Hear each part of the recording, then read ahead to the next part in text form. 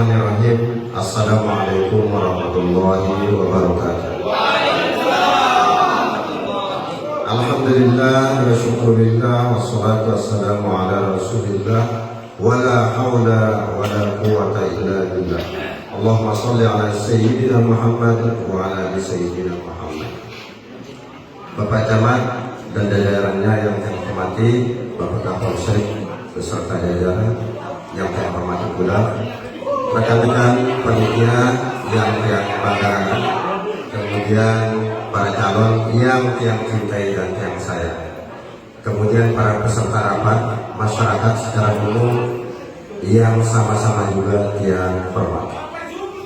Di dalam kesempatan ini, izin Pak Camat dan Pak Kapolsek yang sedikit memberikan gambaran tentang kerangka dasar dari visi kami, visi misi calon nomor urut 1, di mana kerangka dasarnya ini bersifat inspiratif dan aspiratif.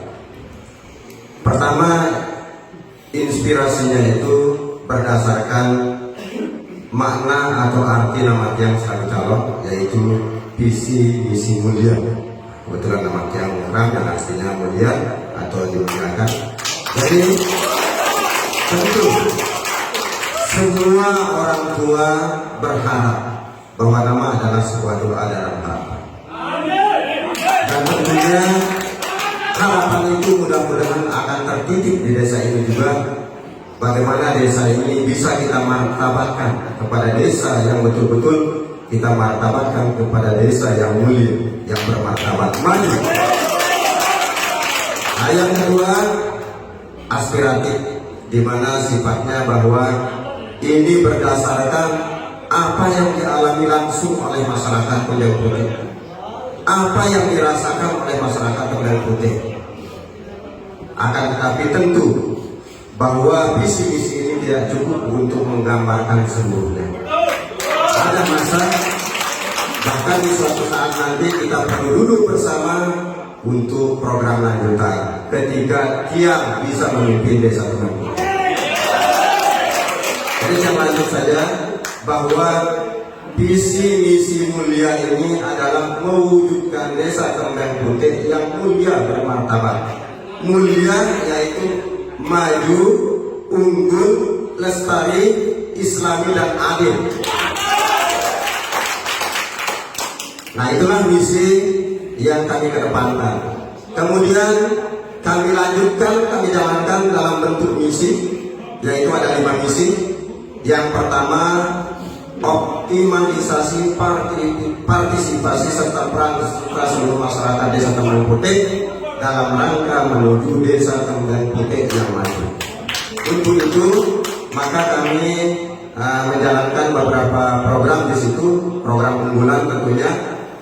Tentu banyak juga program yang lain, tapi program unggulannya untuk desa kita menjadi desa yang maju, minimal dalam rangka untuk transparansi keuangan anggaran desa harus melibatkan seluruh elemen masyarakat desa Kendeng Putih tanpa kecuali dalam penyusunan RAPBS desa. Karena di sini sering bahwa ketika penyusunan RAPBS itu tidak melibatkan seluruh elemen masyarakat yang ada di dalamnya. Oleh karena itu, ketika kami naik, maka ini sangat diperlukan untuk transparansi anggaran. Kemudian yang kedua, untuk programnya, ketika kita menyelenggarakan atau melaksanakan pembangunan proyek desa, ini cepat. Ketika melaksanakan pembangunan proyek desa, harus dilaksanakan dengan sistem swakelola. Selama ini bahwa pembangunan proyek desa itu selalu ditangani oleh 1-2 orang pihak kontraktor. Bahkan sebelum pemilihan kepala desa, semua kontraktor itu sudah menitipkan uangnya untuk kesuksesan salah seorang calon. Nah, sehingga mereka yang menitipkan itu nantinya akan meminta kembali uangnya ketika proyek pembangunan desa itu dijalankan. Oleh karena itu, dengan sistem swakelola itu diharapkan seluruh masyarakat bisa terlibat langsung dalam pelaksanaan kegiatan pembangunan itu. Nah, Jadi kita dapat sumber daya manusia yang bisa bekerja langsung. Kemudian mereka itu bisa mengawasi langsung pelaksanaan program atau kegiatan itu, sehingga mereka mendapatkan kualitas yang diharapkan. Mungkin mereka dikawin cuma terus hancur, sebagaimana yang kita alami sekarang. Ada kualitas. Nah, itu yang diharapkan dengan keterlibatan peran serta masyarakat desa dengan sistem suatu kelola tersebut. Karena itu memang sudah ditentukan juga dalam undang-undang, dalam peraturan, bahwa sejak tahun 2018 proyek desa itu tidak boleh dilaksanakan oleh kontraktor dari luar, tapi harus menggunakan masyarakat desa Tembeng Putih untuk mendapatkan efek manfaat, untuk mendapatkan efek manfaat yang berlipat ganda. Nah, jadi nanti kita buatkan kelompok-kelompok kerja masyarakat, kelompok-kelompok pemuda untuk hal tersebut. Nah, ini yang pertama, misi yang pertama. Kemudian misi yang kedua, misi kami yang kedua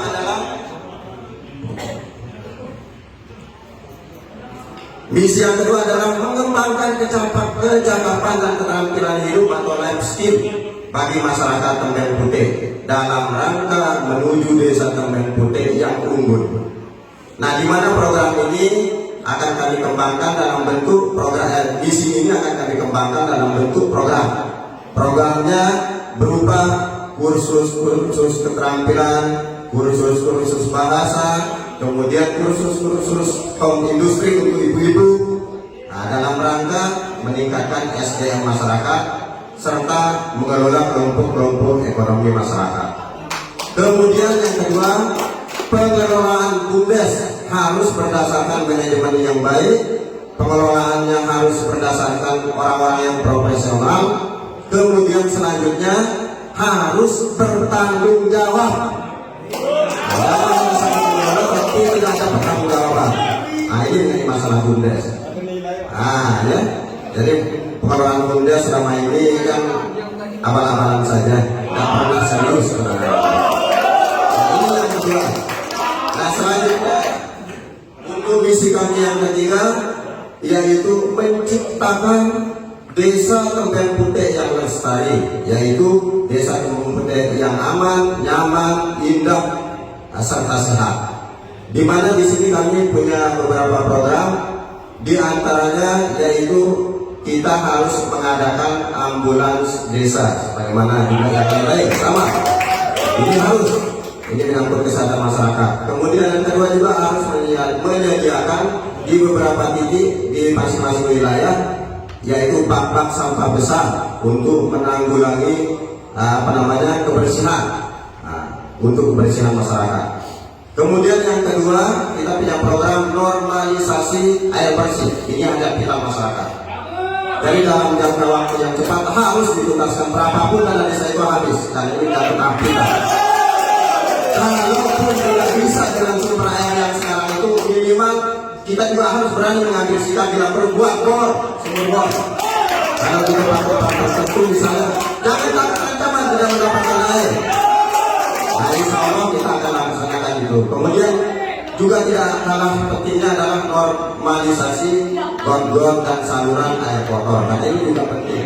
Nah, ini penting untuk lingkungan hidup, lingkungan kita supaya bersih. Di mana yang tidak punya got-got nanti akan dibuatkan saluran perpipaan air kotor di beberapa tempat. Nah, itulah beberapa hal yang menyangkut masalah ini.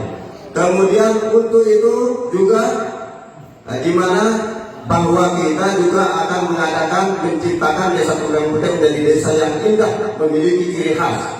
Dari jembatan sana, dari perbatasan desa di setiap pinggir jalan itu kita buatkan, kita tanamkan bunga-bunga hias yang khusus, sehingga ketika orang masuk ke desa Tembeng Putih, orang akan melihat oh ini desa Tembeng Putih, dia memiliki ciri khas. Kemudian salah satunya juga di kubur itu. Jangan khawatir Paman Papi, insya Allah kalau yang terpilih balende dengan kursi insya Allah. Di pinggir itu akan kita buatkan ya drainase yang bagus, kemudian kita buatkan di pinggir jalan supaya jangan dibuang di sana itu penampalan dan sebagainya. Jadi kita buatkan dan kenapa di sana di pinggirnya. Kemudian supaya tidak terjadi juga, nah ini menyangkut bencana, ini tidak terjadi bencana dan sebagainya. Karena sering kita jalan, kita lihat yang selalu menjadi korban adalah depan rumah Bang Fahmi. Jadi insya Allah kalau nanti terpilih, yakin bahwa badannya akan bersih insya Allah. Inilah program misi kita. Nah, kemudian selanjutnya misi kami yang keempat. Nanti saya persingkat saja. Misi kami yang keempat adalah menciptakan, ya, menggiatkan program-program keagamaan. Program-program keagamaan bersama lembaga-lembaga keagamaan yang ada di Kembar Putih dalam rangka harmonisasi, sehingga terwujud desa ini menjadi desa yang Islami, desa yang baik, kalau masyarakatnya religius, agamis dan sebagainya. Tapi tidak pernah ada yang peduli pemimpin desa ini hadir di tengah masyarakatnya. Kita sekarang menginginkan bahwa ketika yang terpilih dalam rangka menciptakan desa ini menjadi desa Qurani, maka guru-guru ngaji, guru-guru tapis harus diberikan insentif yang memadai. Nah, jangan seperti sekarang ada gajinya dan alamatnya alamat palsu. Jadi kita sekarang menginginkan untuk menciptakan desa Qurani, maka harus betul-betul kita perhatikan guru-guru ngajinya.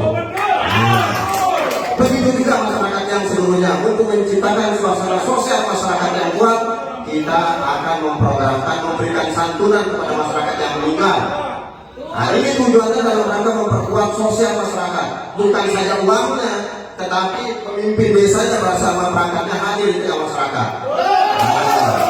Tidak ada tokoh-tokoh negosiasi. Dia ini adalah pemimpin desa, jadi dia harus hadir di tengah masyarakat dalam rangka membangun sosial kemasyarakatan yang kuat. Termasuk selama ini yang tidak pernah terjadi adalah marah bangku nengkok itu di anak tirikan atau menjadi anak yang terbengkalai. Dia menyambung-nyambungkan antara masyarakat Depok dan Kembar Putih. Padahal kita satu desa, satu payung. Gimana dengan program ini? Tokoh-tokoh masyarakat yang ada di Kembar Putih harus dilibatkan dalam rangka membangun sosial kemasyarakatan bersama masyarakat kita di Lekuala. Ya, itulah program kita ke depannya.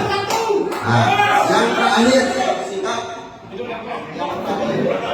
yang terakhir adalah menyelenggarakan, nah ini menyelenggarakan pemerintahan yang proporsional dan adil ini. Programnya di mana bahwa kita harus menjalankan pemerintahan itu dengan baik dan benar, berintegritas dalam rangka pelayanan masyarakat, ya, dalam rangka pelayanan masyarakat, pelayanan yang efektif, efisien dan akuntabel. Jadi dalam hal ini dengan jalan seperti itu, bahwa seorang pemimpin dan perangkat desa itu adalah pelayan masyarakat. Jadi mereka tidak boleh duduk di kursinya, tetapi harus menjadi pelayan masyarakat. Ketika masyarakat datang, jangan dia tanya seisi nama.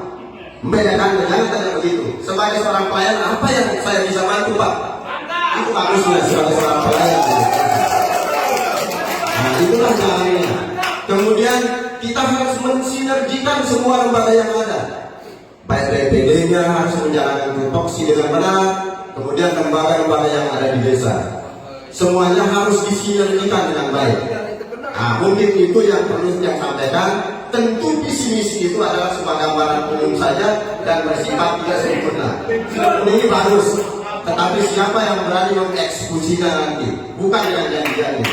Jika ada ini kalau semuanya kita penuhi, maka ingat tanggal 15 hari Rabu, coblos nomor 1. Nomor 1 benar. Terima kasih. Assalamualaikum warahmatullahi wabarakatuh. Waalaikumsalam warahmatullahi wabarakatuh. Kasih tepuk tangan untuk calon